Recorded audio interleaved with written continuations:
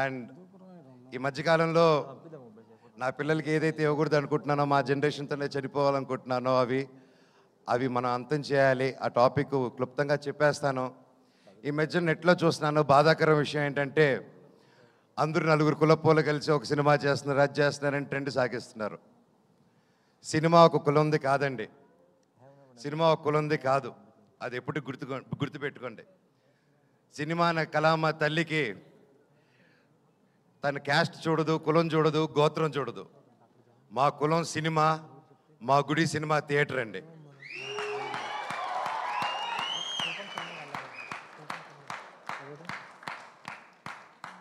Cinema ticket చిరిగేటప్పుడు ఇది రెడ్డి సినిమానా, కమ్మ సినిమానా, కాపు సినిమానా, క్రిస్టియన్ సినిమానా, హిందూ సినిమానా, ఎవరి సినిమా అని చూడరు. సూర్య గారు ఎవరండి, ఎక్కడి నుంచి వచ్చారు, ఆయన క్యాస్ట్ ఏంటి, మన తెలుగు సినిమాలు ఎవరు ఎక్కడి నుంచి వచ్చి టాలెంట్ ఉన్నా నెత్తి మీద పెట్టుకుంటామండి మనం. అంత గొప్ప ఇండస్ట్రీ మంది. మన సందీప్ రెడ్డి వంగ గారు ఎవరండి, మన తెలంగాణ ఆయన. అక్కడ బాంబేలో ఆయన జాటనా కపూరనా ఏమని చూసి ఆయన అక్కడ నెత్తి మీద పెట్టుకున్నారు. టాలెంట్ మన ఇండియన్ సినిమాలో టాలెంట్ లేకపోతే పక్కన పెడతారు. కష్టం, హార్డ్ వర్క్ ఉంటే, టాలెంట్ ఉంటే ప్రొడ్యూసర్లు నెత్తి మీద పెట్టుకుని పైకి తీసుకెళ్తారు. ఏమండి, అది నెట్లో అది రాసి పోస్టులు చేసిన వాళ్ళకి ఒకటి అడుగుతాను, మీ ఫ్రెండ్స్కి కానీ ఎవరికైనా ఫోన్ చేసి ఒక 10,000 20,000 అడగండి. ఈ రోజుల్లో అది ఎంత కష్టమో, ఎంత ఆలోచించిస్తారో అని. కానీ ఇవి కులం చూడకుండా, మతం చూడకుండా, బ్యాక్గ్రౌండ్ చూడకుండా, వీడు ఎవడని తెలియకపోయినా ఒక టాలెంట్ చూసి, కష్టం చూసి, డబ్బు వస్తుందా రాదా అన్న సంగతి తర్వాత, ముందు నమ్మి ఒక ఆర్టిస్ట్ మీద డబ్బేసి పెట్టడమే మన హీరోస్, మన ప్రొడ్యూసర్స్. అలాగే వాళ్ళు దేది చూడరండి. ఈ సినిమాలో భైరవం కూడా అంతే. మేము ఏంటి, మా బ్యాక్గ్రౌండ్లు ఏంటి అని రాధామోహన్ గారు ఎప్పుడు చూసి పెట్టలేదు. మాకు గొప్ప సక్సెస్లు లేవు, గొప్ప ఈ గ్యాప్లో ఏమీ చేయలేదు మేము సినిమా పరంగా. అయినా మా ముగ్గురిని నమ్మి ఈ సినిమా చేశారంటే, సార్ మీ గుండె గొప్పది, మీలాంటి ప్రొడ్యూసర్లు ఎల్ల కాలం బ్రతికుండాలి సార్. మీరు శ్రీధర్ గారు మీలాంటి వాళ్ళు ఉండాలి sir. Thank you so much. మీరు ఆయన సినిమా 2 సంవత్సరాలు 1.5 year 2 years బ్యాక్ స్టార్ట్ చేసుకొని అది చేసుకుంటూ వచ్చే క్రమంలో వేరే పోర్షన్ షూట్ చేసే టైంలో లక్కీగా నాకు డేట్స్ దొరికి, ఆ టైంలో విజయ్ గారు వచ్చి కథ చెప్పడం నాకు చాలా ఆనందం. Thank you sir. లాస్ట్ ఒకటే చెప్తానండి, సినిమా అనేది మా అమ్మ అండి. తల్లికి ఒక కొడుకు కూతురు వాళ్ళందరూ వేరువేరుగా చూడరు, అందరూ సమానమే. కొడుకు పొట్ట లావా పొడుగా కుంట గుడ్డ ఏదైనా ప్రాబ్లమా ఏది చూడరు.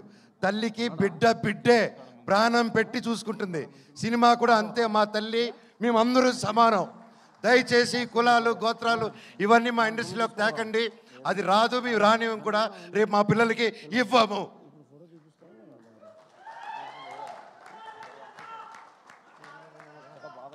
అద్భుతంగా ఉంది తమ్ముడు, కరెంటు తీగ ఇక్కడ.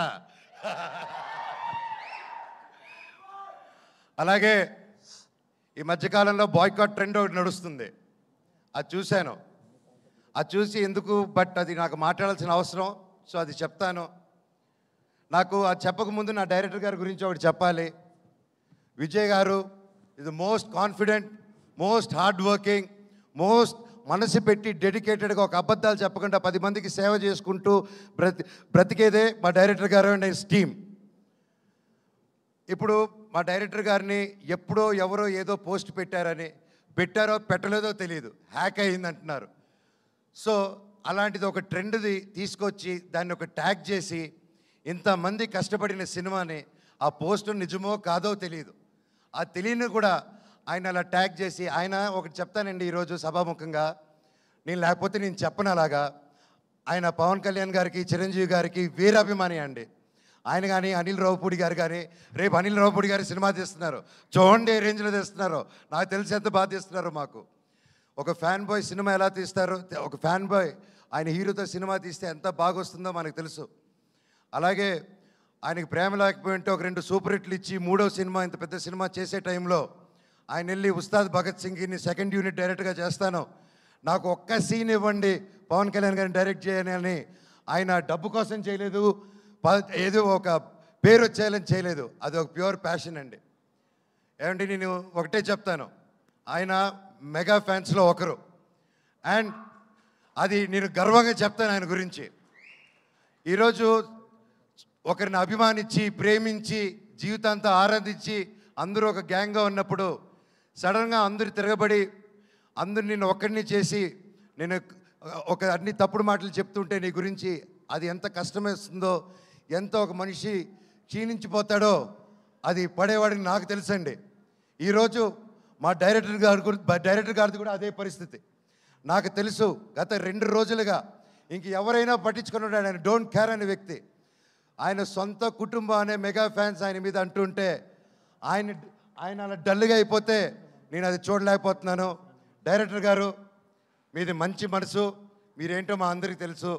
అండ్ నేను చెప్తున్నా, సినిమా లవర్స్ ఎవరు, ఏ రాష్ట్రం నుంచి హీరో వచ్చాడు, తమిళ హీరోనా కన్నడ హీరోనా ఏది చూడకుండా, తమిళ సినిమానా తెలుగు సినిమాని చూడకుండా, క్యాస్ట్ చూడకుండా కంటెంట్ బాగుంటే సూపర్ హిట్ చేసేదే మన తెలుగు ఫిలిం ఇండస్ట్రీ.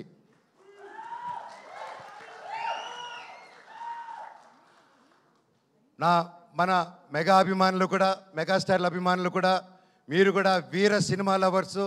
మీరు ఎంత పెద్ద పిల్లరో ఒక సినిమా ఇండస్ట్రీకి అందరికీ తెలుసు. మీరు కూడా మా అందరికీ సపోర్ట్ చేయాలి. ఒకవేళ ఆ పోస్టు పెట్టారో లేదో, అప్పుడు హ్యాక్ అయిందో, ఇదంతా మీకు డిస్టర్బెన్స్ కలిగినందుకు మా టీం అందరూ తరపున నేను వాళ్ళకి ఒక బ్రదర్గా, అన్నగా, తమ్ముడుగా, మీలో ఒక్కడిగా మీ అందరికీ క్షమాపణ కోరుతున్నాను.